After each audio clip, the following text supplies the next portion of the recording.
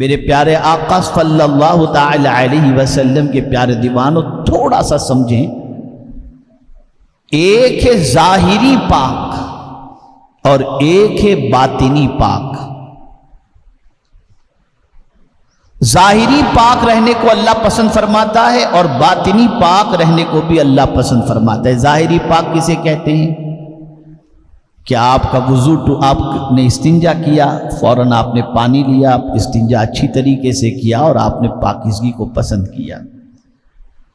اب تو دنیا کے اندر آہستہ آہستہ صرف ٹیشو پیپر کا استعمال شروع ہو چکا ہے، بلکہ آپ کو جان کر حیرت ہوگی کہ یورپ کے اور اسٹیٹ کے کسی ایئرپورٹ کے بیت الخلاء کے اندر، بلکہ ایشیا کے بڑے بڑے ہوٹلوں کے ٹوائلٹس کے اندر، ایشیا کے ٹوائلٹس کے اندر آپ کو پانی کا شاور ٹوائلٹ میں ملے گا، لیکن یورپ کے اندر اور اسٹیٹ کے اندر کہیں بھی آپ چلے جائیں، ایئرپورٹ سے لے کر کے بڑی بڑی ہوٹلوں کے اندر، وہاں پانی کا سسٹم استنجا کے لیے ہے ہی نہیں۔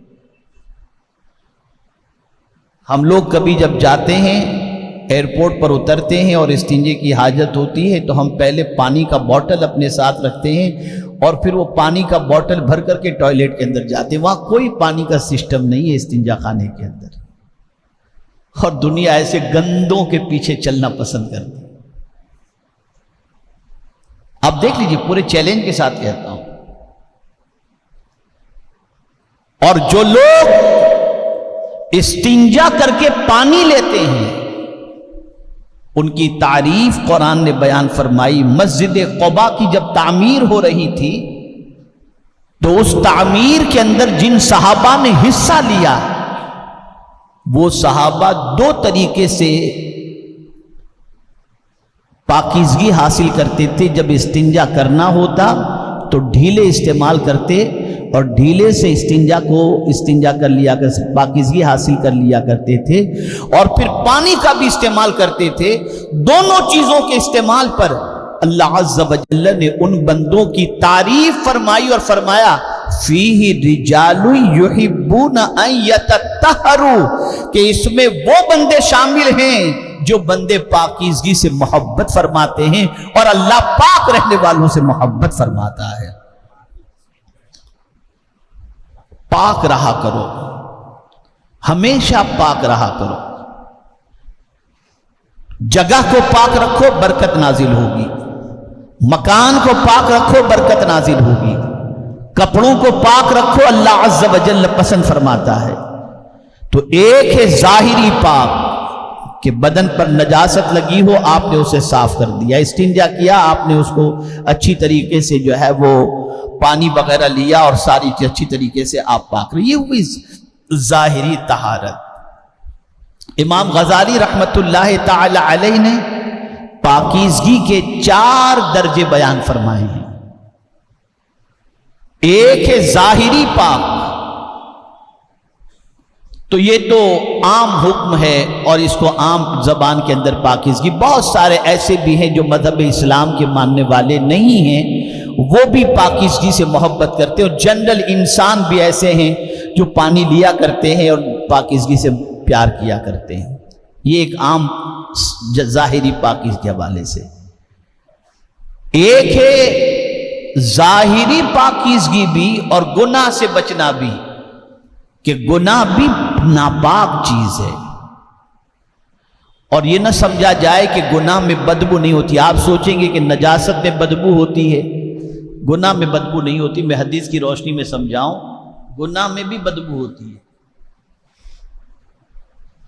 آقا کریم صلی اللہ علیہ وسلم ارشاد فرماتے ہیں کہ جب کوئی جھوٹ بولتا ہے تو اس کے منہ سے نکلنے والی بدبو سے 40 میل تک فرشتے دور چلے جایا کرتے ہیں، یعنی اس کے منہ سے اتنی بدبو آتی ہے۔ تو اعمال کے اندر بھی خوشبو ہے اور اعمال کے اندر بدبو بھی ہے۔ تو وہ بندہ جو صرف ظاہری پاکیزگی پر خیال کرتا ہے وہ تو ٹھیک ہے، عام انسان ہے۔ دوسرا وہ بندہ جو ظاہر کو بھی پاک رکھتا ہے اور باطن کو بھی پاک رکھتا ہے، یعنی گناہوں سے اپنے آپ کو بچاتا ہے کہ گناہ کے اندر بھی ناپاکی ہے، یہ مسلمان کی پاکیزگی ہوتی ہے کہ مسلمان جہاں پانی لے کر استنجا کرتا ہے وہیں پر وہ مسلمان گناہوں سے بھی اپنے آپ کو بچاتا ہے۔ یہ ایک مسلمان کی پوزیشن ہوئی۔ اب اس سے تھوڑا سا آگے کا درجہ ہے تیسری پاکیزگی، اور وہ یہ ہے کہ ظاہر کو بھی پاک رکھتا ہے اور باطن کو بھی پاک رکھتا ہے۔ ایک ہے دل کا پاک ہونا، ایک ہے ظاہری جسم کا پاک ہونا۔ دل کا پاک ہونے سے مراد کیا ہے؟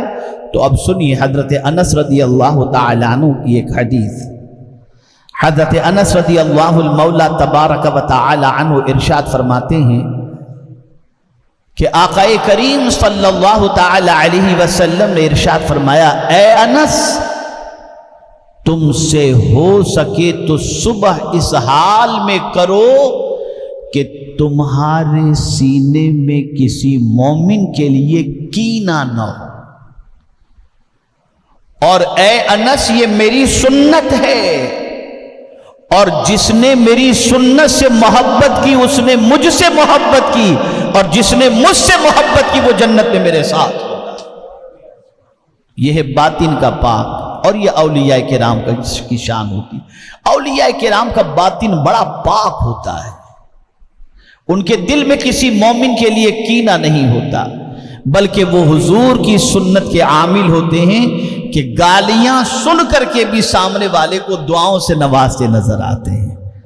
یہ اللہ والوں کی شان۔ اور چوتھی پاکیزگی یہ صرف انبیاء کی شان ہے، اور بہت اونچی قسم کی پاکیزگی ہے کہ ظاہر تو ان کا پاک ہوتا ہے اور دل کے اندر اللہ کے علاوہ کسی اور کی محبت نہیں ہوتی۔